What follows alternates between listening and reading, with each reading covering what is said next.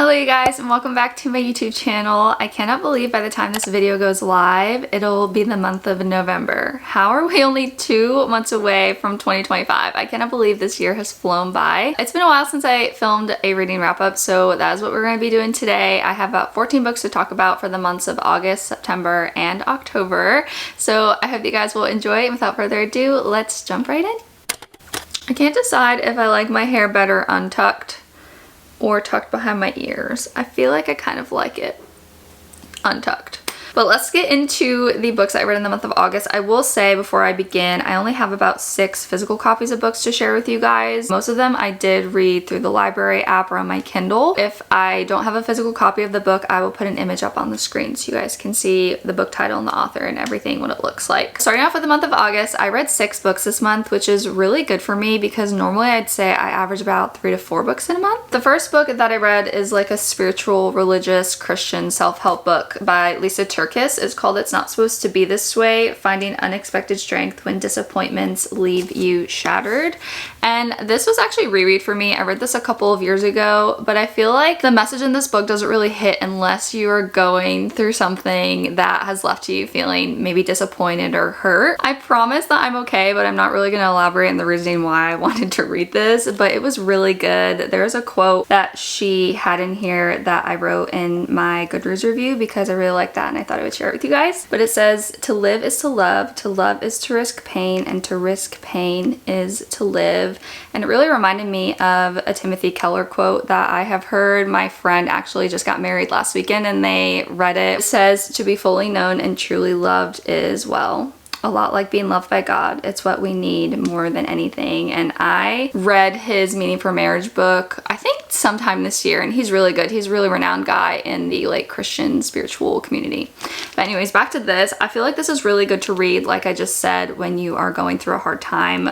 Lisa herself has been through so much. She's been through a cancer diagnosis. She has been through a divorce. She actually just got remarried, I think this year. There's just so many other things. If you guys have read any of her other books, I would definitely recommend checking her out. I know I talk a lot about Sadie Robertson Huff on this channel, but I feel like Lisa Turkis is another one of those people that are maybe a little bit underrated, and I just personally really liked it, and the message really resonated with me. After that, the next book I read was Eat, Pray, Love by Elizabeth Gilbert. I don't know if you guys have seen the movie with Julia Roberts. I actually watched that after I finished the book as like my little reward for finishing it. I remember I was so excited to dive into this because it's a very popular book. I feel like it's a very iconic book. I had absolutely pretty much no idea what it was about. All I knew was that the main character, she was kind of going through her own healing journey after deciding to divorce her husband. I ended up rating this 2.75 stars. It was not at all what I wanted it to be. I will say that there are so many good quotes in here. I had 47 highlights. I'm like looking at my Goodreads review. I highlighted 47 different lines in this book, and I feel like that's a lot for like a 300-page book. But the whole middle of it was really boring. So in the book, she goes to like 3 different places. She goes to Italy, which is like the eat part of the book. Then she goes on the spiritual journey in India. That's the pray part of the book. And then she ends up ending the book off in Bali, which is kind of like her love portion of the book. My favorite section was the India section, just because you get to see her personal spiritual journey and like coming to Christ and accepting Jesus. She also learns the art of meditation, which I found so interesting, and something that I will say you don't get to see in the movie is like her inner monologue in her mind. And it was really cool to see her transformation from like beginning to end. I think the movie was a little bit better than the book just because a lot of the book was really boring. So that's why I decided to rate it 2.75 stars. The next set of books I read is actually part of a series, and this is a very popular series that I finally read. It's the Powerless duology. Well, it's not a duology because she is Fearless, coming out I think in 2025. Powerless and Reckless by Lauren Roberts. These are very hyped up books. Personally, I don't know. I didn't think that they were worth the hype, and please don't hate me for saying that. Starting off with Powerless, let's dive into this one. So the rating I gave this one was 4.25 stars. This is a great first book. When people say that this is a combination of the Red Queen series, which I actually have right here, Red Queen by Victoria Aveyard, and then The Hunger Games, they're not kidding. Like literally, you take the plot in Red Queen, mix it with The Hunger Games, it's this book. And I think I talked about this in another video that I filmed a couple months ago. For me personally, because I read Red Queen first, I have that entire series. I read that when I was in college. I read them as the books were coming out. Absolutely loved that series. It was like a 5-star series for me back then. Reading this, it was just, I don't know, kind of repetitive. I really adored the romance in here though between the two main characters, and I was super excited to see kind of where the storyline went because I had no idea what was going to happen in book 2. This book was so disappointing. I'm really hoping that Fearless, the 3rd book that comes out next year, is kind of gonna redeem the series for me. I ended up rating it 2.75 stars. You kind of see the main characters go on this journey, and the same thing is happening over and over and over and over again. Like, it's so repetitive. They're not learning from any of the mistakes that have kind of gone on. Literally nothing happens. The romance does develop, but as far as the plot goes, like, this book really doesn't have a plot. I'm very curious to see what she's gonna do with the 3rd one and how she's gonna close everything and wrap everything up together. I also guessed the ending. The ending was very predictable. Ooh, the next book that I ended up reading was actually The Perfect Couple by Ellen Hilderbrand. It's my first Ellen Hilderbrand book that I've ever read. We read this for my book club. I honestly had no like expectations going into this because, again, I've never read an Ellen Hilderbrand book. Kind of knew what it was about. I knew that there was a wedding that was supposed to be taking place, and then the maid of honor ends up dying, and then spending the entire book trying to figure out who did it, basically, kind of like a whodunit. I ended up rating this 4.25 stars. I was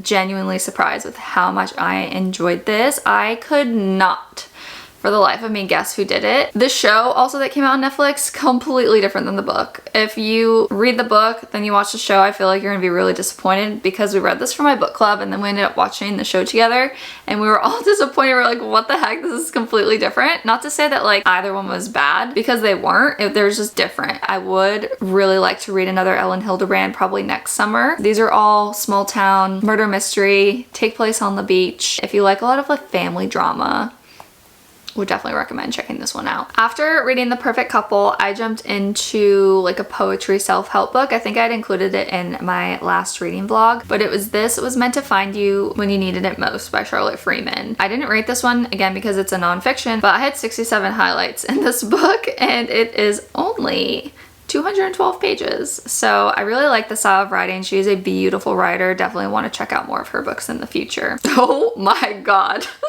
Then this I think was the first book that I read in the month of September, but I had started it in August. So August has come and gone. Now we are in September. But I read June 1st by Jennifer Hartman. If you guys watched my reading vlog, the last reading vlog that I did, you can just see me cry my eyes out reading this book. Oh my gosh, if you are just wanting to read a book that's gonna completely rip your heart out, make you cry, make you so sad and like emotional and like feel something, then you need to read this book because it absolutely destroyed me. I have never cried so much reading a book. I ended up rating it 3 stars though, just because the romantic trope that's in here, I couldn't get past. I don't want to say what it is because I don't want to spoil anything. Basically in the story, there's this young boy, he's the main character, something happens to him and he goes to live with his friend and his sister. You get to see them build on their relationship, I guess you could say, and then they grow up together, so you get to see them from when they're 6 years old, I think, to when he's 30 or something. So it's like basically the whole span of like his young adult life. You get to see how he develops and like all the different relationships and things that he goes through. It was a lot to read. If you guys want to see like more of my like in detail thoughts on this book, then I would definitely recommend going back and watching that reading vlog. The next book I ended up finishing in the month of September was a really random one for me, but it was one that one of my coworkers has recommended to me for so long, and I was like, okay, I'm finally gonna sit down and do this. It's called The Count of Monte Cristo by Alexander Dumas. This is a Penguins classic, so I believe it was written in the 1800s. I will say I was very confused reading it just because, number one, it's so long. The paperback version that I borrowed from him was over 600 pages. On Goodreads, it says that like the normal paperback version is over 1200 pages, so it is a very, very long story. This book is about Edmond Dantes. He's the main character. He's basically in the prime of his life, like about to marry the love of his life. He's got his dream job, and then he ends up getting wrongfully imprisoned for 14 14 years and having to create this whole brand new identity, he decides that he is going to take revenge on the people who basically put him in prison. So you get to see him as this young person, and you get to see him in prison, and you get to see him after he escapes prison and everything that comes after that. So it was really cool to see, I guess, like that long of a time span. But like I said, this book takes place, I think, in England. So the writing style is just a little bit different, and it was just very confusing for me. There were a lot of characters that I had a hard time keeping track of. I completely missed like a big part of the storyline, you guys. Like went boop right over my head. When I was reading the SparkNotes summary, I was like, oh my gosh, that makes so much sense. If I had actually realized that as I was reading it, I feel like I would have liked the story more. But for me personally, I know it's a really highly rated book. It didn't hit like that for me at all. So I ended up rating this one 3 stars. Oh, the next book I have to talk about, I feel like you guys are gonna be really excited, but I finally started the Crescent City series by Sarah J. Maas. So this is the last book that I read in the month of September. Again, another chunky book. I feel like September was the month of chunky books for me, and I actually went ahead and tabbed this one, which was really fun because I don't normally tab books, even though I should. Reading a Sarah J. Maas book, I just feel like there's so many details, it's hard to keep track of everything. It's the same universe as ACOTAR and Throne of Glass, but a new world, a lot of new characters and things. You're trying to figure out kind of how the world works and everything. I ended up really enjoying this. I ended up rating this one 4.75 stars. The whole middle was a little boring for me. I don't feel like the world building was too much, like too heavy on me, but I do remember having to go back and like reread the first like 50 pages or so like as I was reading, just to make sure like I understood everything correctly. But the last 200 pages really felt like a 5-star read for me. Like it was super action-packed. I really liked the characters, the found family that she's kind of creating and building upon. I actually just started reading the second book in the series, House of Sky and Breath. I really need to kind of catch up. I've been reading it on my Kindle just because these books are so thick, and I started tabbing this one as well, but I need to go back and add in some more tabs. I'm really excited. I feel like now that I have a good understanding of the world and the characters and things, I can like really be diving into the plot, and something really big happened. I'm only chapter 18, page 202. Well, actually no, I'm definitely further than that because I read more on my Kindle last night. But something really big happened in the chapter that I read last night. I was like, oh my gosh, I really have no idea where this is gonna go. And I will say, when I finished this one, I was kind of surprised because it didn't end on like a cliffhanger. So that's why I didn't really want to jump straight into book 2, which I feel like normally happens when you read Sarah J. Maas. She could have like wrapped it up and ended it right there. Like she didn't really need to keep going. Here we are. I've got this one, and then I've also got House of Flame and Shadow to read as well. That's book 3. Definitely excited. Really loved the universe. I loved how unique the universe was. It really reminded me of like a modern day Halloween town, I guess you could say. There's so many different characters and different creatures and things, and they all kind of live together in this city. They all coincide and they work for a living. They have cell phones. Now we're in the month of October, and in the month of October I read 5 books. I read 3 books in September. I don't know if I said that, but for October I read 5 books, which is honestly, this month has been a really good reading month for me. But like I said, I just started this one. There's no way I'm going to be finishing this in a couple of days. So this one will definitely go a little bit into November as well. The first book that I read in the month of October was the second book in a series. It's called The Cinnamon Bun Bookstore by Lori Gilmore. The first book in this series is The Pumpkin Spice Cafe, and it was really cute. Definitely gives Gilmore Girls fall small town vibes. If you need something that's gonna like put you in the fall mood, I would highly recommend checking this one out. I ended up rating that one 3.75 stars. But as for The Cinnamon Bun Bookstore, I ended up rating this one 4 stars. I like this one better than the first one. I didn't really like the couple like in the first one. I loved the couple in this one because Hazel, the main female character, she's just so relatable. She works in a bookstore, about to turn 30, trying to find love. Everything about it was so relatable. So adorable. I really love the town and the setting. You do get to see the characters from the first book come over and be in the second book. She also has a third book as well, which is a Christmas one that I will definitely be checking out, hopefully in December time. That's called The Christmas Tree Farm. I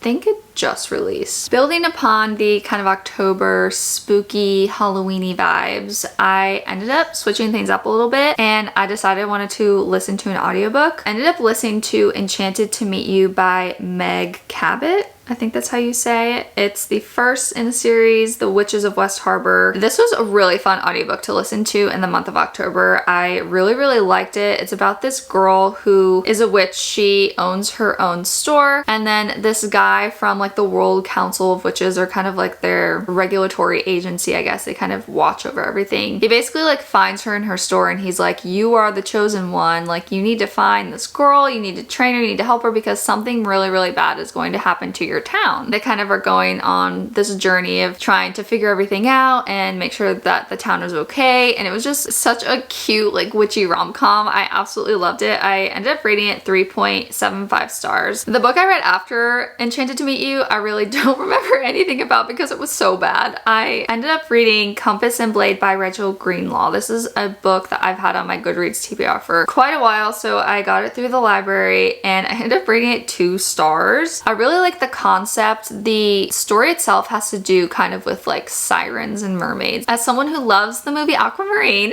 and loves reading fantasy books, reading anything with like having to do with a mermaid is just like really cool to me. The story wasn't really fleshed out a lot and the main character was so stupid. I couldn't do it. I couldn't do it. So I will not be continuing this series. I did not enjoy it at all. The book I read after that, luckily, redeemed the month of October for me. I found a new 5-star read, you guys, which is so exciting. I feel like you guys are gonna be kicking me for this because I waited so long to read it. But it's Verity by Colleen Hoover, and I know that that's probably such like a cliche 5-star read to have. When people say this is the best book that she has written, that is no joke. Like, I completely agree with that. This is kind of like a psychological thriller. I don't know if she has written any other psychological thrillers. I feel like she mostly reads or writes romance. This was crazy. The plot twist at the end, I did not expect at all. Also, just some things that happened in this book were so messed up to read. Like, it was so messed up.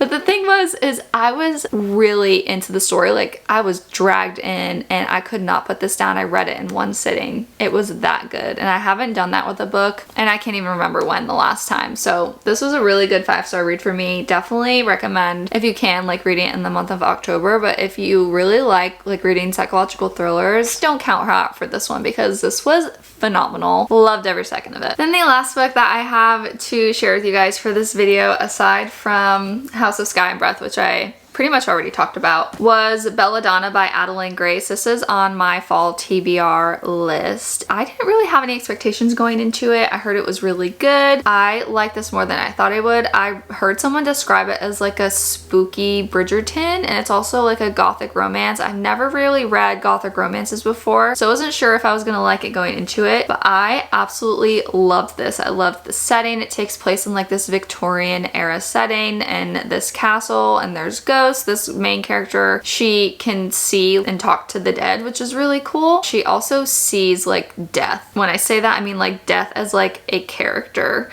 And I thought that was really cool kind of going into it, and I'm really excited to pick up book 2 and book 3. I think I'm really gonna enjoy reading this series, but it was so unique. It was really well done. I ended up rating it 4 stars. So with all that being said, here are some of the books that I've read in the past 3 months. Like I said, there's about 14 books in total between my physical copies and the ones that I read on my Kindle. If you guys have read any of these books, definitely let me know how you like them in the comments down below, or if you have any reading recommendations for me or have any books that you want to see like reading vlogs for, definitely drop that in the comments as well. I hope you guys enjoy watching this video. Thank you so much if you have made it this far. I hope you guys are having a great day wherever you are, and I will see you guys in my next video. Bye guys!